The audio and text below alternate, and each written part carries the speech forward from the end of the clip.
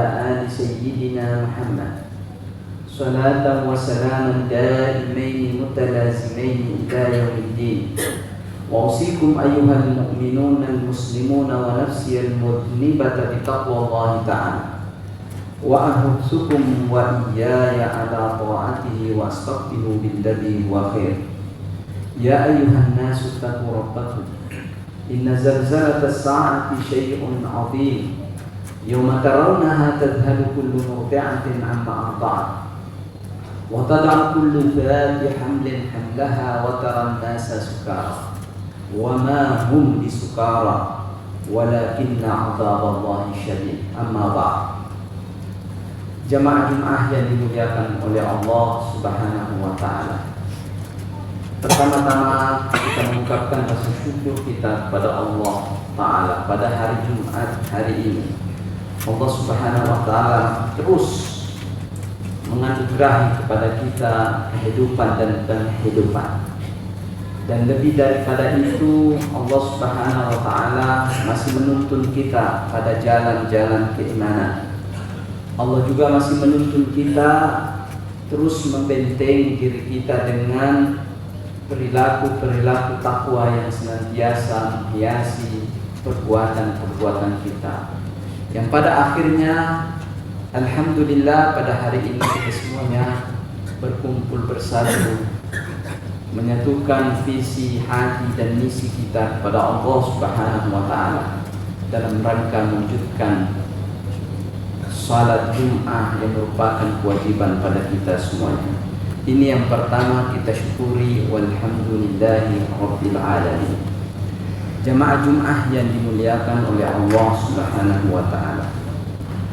Di dalam Al-Qur'an Allah Subhanahu wa taala berfirman, "Ya Daud, inna ja'alnaka khalifatan fil ardi fahkum bainan nasi bil haqq wa la tattabi'il hawa fayudillaka an sabilillah innal ladzina yadhilluna an sabilillah lahum adzabun syadidun bima nasaw yaumal hisab."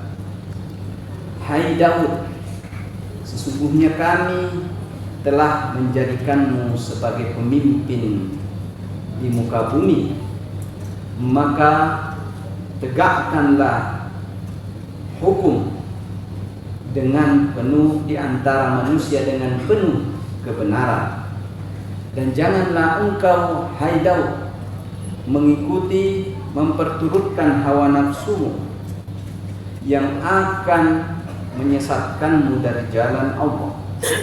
Sesungguhnya orang-orang yang sesat dari petunjuk Allah, mereka itu ada azab yang keras terhadap apa yang mereka lupakan pada hari kiamat.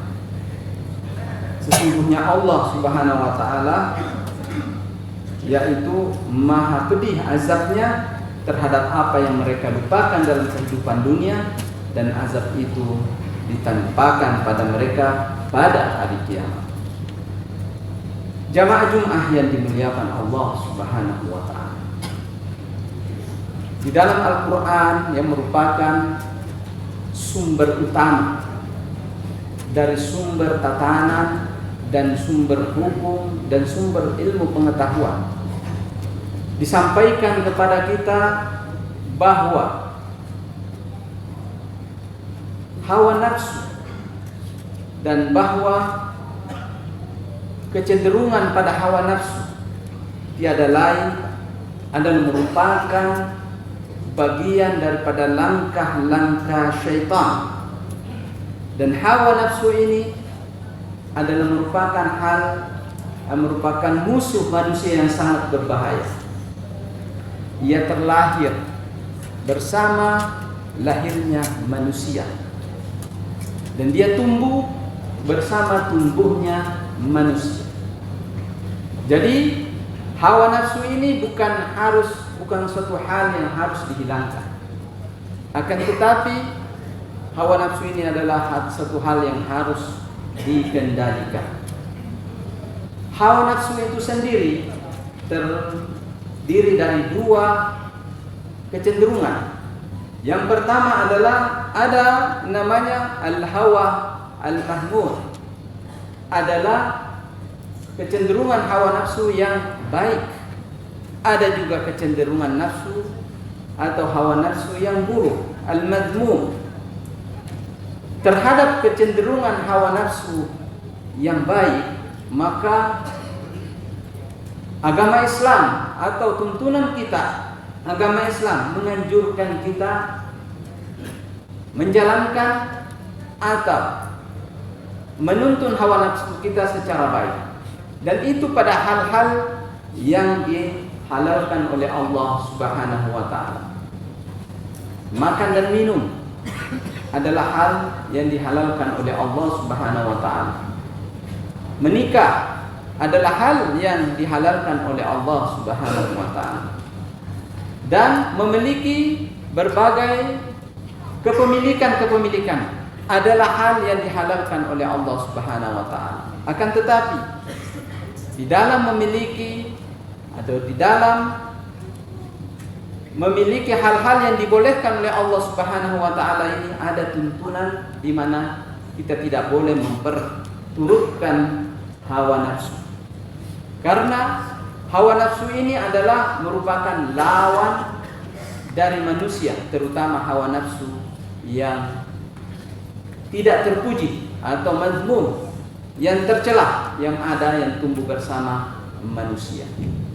Untuk mengetahui apakah sesuatu sikap atau irada atau kemauan kita ini bagian daripada hawa nafsu atau bukan, maka cara memeriksanya adalah apabila kecenderungan yang ada di dalam diri kita itu kita lihat selalu tidak terpuaskan, maka itu adalah bagian daripada hawa nafsu.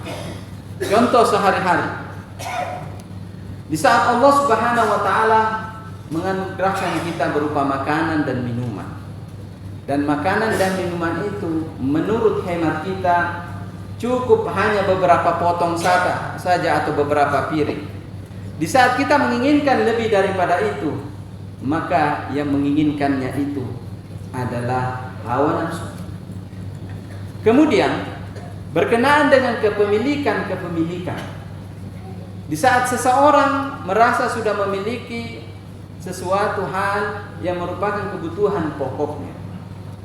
Kalau bagi seorang mahasiswa, taruhlah biaya sekolahnya, pakaian yang ada dan kebutuhan untuk makan minum, maka itu cukup baginya.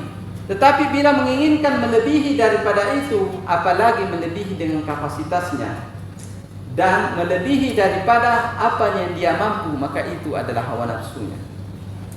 Pada seorang pegawai dan pekerja, Allah sudah memberikan anugerah kepadanya berupa rezeki, yaitu rezeki yang ia dapatkan baik itu secara berkala ataupun rezeki secara tiba-tiba. Ketika ia menyadari bahwa rezeki itu sudah cukup untuknya, lalu dia menginginkan lebih daripada itu, dan keinginannya itu bukan disebabkan karena hajat yang mendesak, tetapi karena dorongan keinginan semata. Seperti seseorang yang memiliki kendaraan satu, cukup untuk dirinya satu kendaraan yang dia pakai untuk dirinya sendiri, tetapi dia menyiapkan 5 kendaraan untuk dirinya, di mana sisanya itu tidak bisa dia pakai secara maksimal. Maka keinginannya itu adalah bagian daripada hawa nafsu. Jadi hawa nafsu ini lahir bersama manusia. Hawa nafsu ini tumbuh bersama manusia. Segala kecenderungan ada di dalam diri yang senantiasa menginginkan lebih, yang senantiasa menginginkan mengalahkan yang ada, maka itu adalah kecenderungan hawa nafsu. Dan apabila berlebihan, maka dia tercela. Tetapi apabila dia hanya sekedar memenuhi hajat saja, maka dia adalah terpuji. Ketika seseorang ingin mencapai sesuatu target yang diinginkannya, salah satu contohnya target di dalam ibadah, bahwa insya Allah pada minggu ini saya akan melakukan ketaatan-ketaatan sebagai berikut. Adalah salat malam misalnya, adalah puasa Senin Kamis, kemudian bersedekah sesuai dengan kemampuan. Apabila target itu dicapai, maka itu adalah bagian daripada nafsu mahmudah yang terpuji. Tetapi apabila seseorang itu menginginkan suatu target yang muluk-muluk atau yang tinggi-tinggi, yang menurut hemat dia adalah dia tidak bisa capai, maka sungguh yang berbicara itu adalah hawa nafsunya sendiri. Hawa nafsu ini bisa berada di dalam berbagai hal. Bisa di dalam hal yang berurusan dengan urusan agama. Bisa di dalam hal berurusan dengan hal-hal yang sifatnya syubhat, yang tidak jelas antara halal dan haram. Ya. Dan lainnya bisa di dalam hal yang berhubungan dengan kelezatan yang ingin dicapai. Imam Al-Ghazali rahimahullahu ta'ala membagi kelezatan yang dialami oleh manusia itu pada 3 periode atau 3 tahapan. Tahapan pertama adalah tahapan akhir balik, sebelum akhir balik, yaitu masa kekanak-kanakan. Kelezatan yang diinginkan seseorang yang berada pada masa kanak-kanak adalah kelezatan bermain-main. Adalah kelezatan dengan boneka-bonekanya kalau ia seorang wanita, dan kelezatan dengan mobil-mobilannya atau yang lainnya kalau dia seorang lelaki. Maka kelezatan yang dirasakan oleh anak yang belum dewasa ini adalah merupakan kelezatan puncak yang dialami di dalam masanya, di mana seandainya ia diperhadapkan pada kelezatan lainnya yang diketahui oleh orang, termasuk makanan diantaranya, maka dia tidak akan memilihnya. Ia lebih memilih, seorang anak kecil lebih memilih terhadap mainannya daripada makanan-makanan yang bervariasi.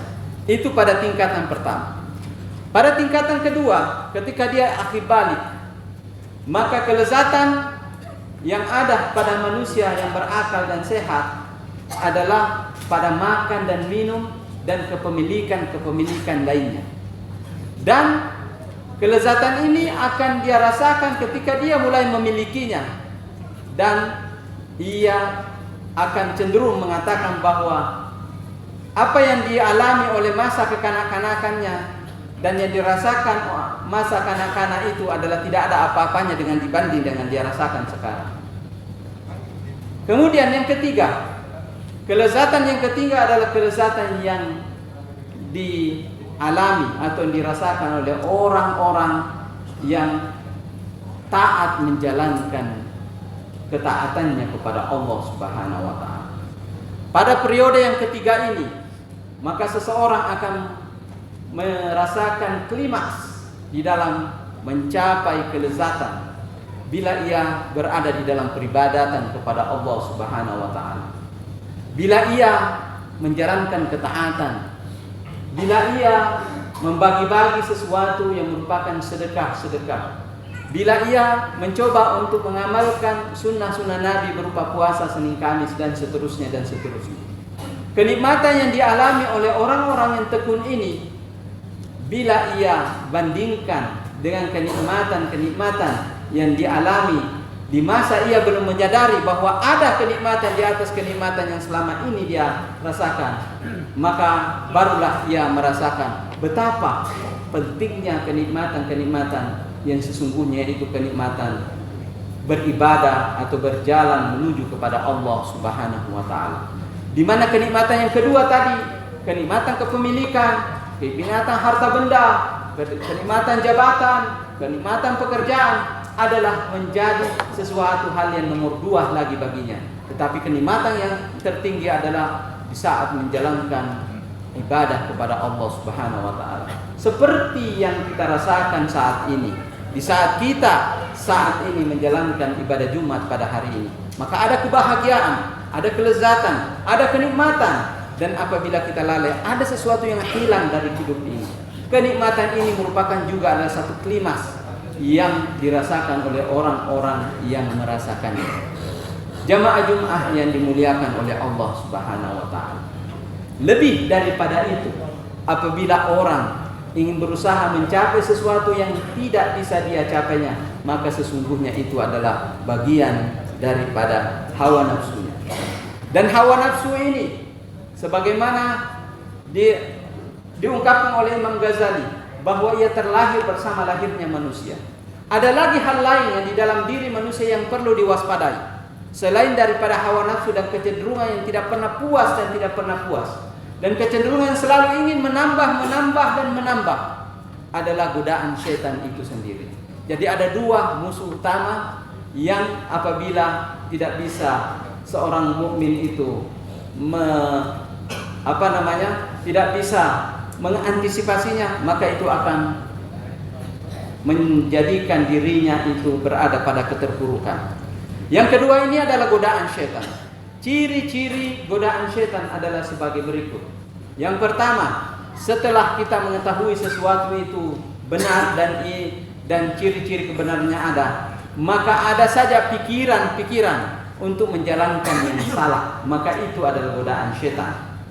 Kemudian godaan syaitan adalah ciri-cirinya adalah apabila sesuatu ada yang harus kita kerjakan pada waktunya, kemudian tanpa ada sebab, ada dorongan untuk menundanya, ada dorongan untuk tidak menyelesaikannya, maka itu adalah musuh kedua adalah di dalam diri manusia adalah godaan syaitan. Maka untuk menjadikan kedua godaan yang ada di dalam diri manusia ini hilang dan sirna di dalam diri, tiada lain adalah seorang mukmin harus berjihad di jalan Allah melawan hawa nafsu. Dan Nabi sallallahu alaihi wasallam bersabda, "Afdalul jihadi an yujahidar rajulu nafsahu wa hawa." Sebaik-baik jihad di jalan Allah Subhanahu wa taala adalah seorang lelaki berjuang keras untuk melawan hawa nafsu yang ada pada dirinya dan melawan kecenderungan buruk yang ada di dalam diri. Melawan hawa nafsu adalah melawan diri sendiri. Melawan kecenderungan adalah melawan godaan-godaan yang datang dari pihak luar, terutama dari pihak syaitan. Jamaah Jumat yang dimuliakan oleh Allah Subhanahu wa taala, sebagai kesimpulan bahwa kita di dalam hidup kita senantiasa ada saja yang menghalangi kita untuk melakukan kebajikan, dan ada saja hal-hal yang dapat mengantarkan kita kepada keterpurukan. Seorang mukmin yang saleh dan taat kepada Allah, seorang mukmin yang berakal, seorang mukmin yang beriman kepada Allah, hendaknya mendahulukan langkah-langkah preventif untuk mencegah dirinya pada keterpurukan. Salah satu di antaranya adalah senantiasa bersifat qanaah, merasakan cukup dengan apa yang Allah berikan kepadanya. Rasul sallallahu alaihi wasallam bersabda, "Tuba liman hudiya lil Islam wa kana aishuhu kafafan wa qana'a bihi." Alangkah indahnya seorang yang diberi petunjuk oleh Allah dengan petunjuk agama Islam, lalu kehidupannya penuh dengan batasan dan merasa cukup dengan apa yang diberikan oleh Allah Subhanahu wa taala. Yang kedua, cara membentengi diri kita dari kecenderungan hawa nafsu, sebagaimana disabdakan oleh Nabi sallallahu alaihi wasallam. Sebagaimana Nabi bersabda, "Uzhud fid dunya yuhibbuka Allah, wa uzhud fi ma 'indan nas yuhibbukan nas." Jauhilah dari keterpengaruhan pada hal-hal yang sifatnya keduniaan, niscaya Allah Subhanahu wa taala akan mencintaimu. Dan jauhilah akan memiliki apa yang dimiliki sementara dimiliki oleh orang, maka orang akan mencintaimu. Aqulu qouli hadza wa astaghfirullah li wa lakum fa ya fawzal mustaghfirin fastaghfiruhu yaghfirullahu lakum. لغة القرآن وخير نبي سكناها الروح كما أمي. لغة القرآن وخير نبي سكناها الروح كما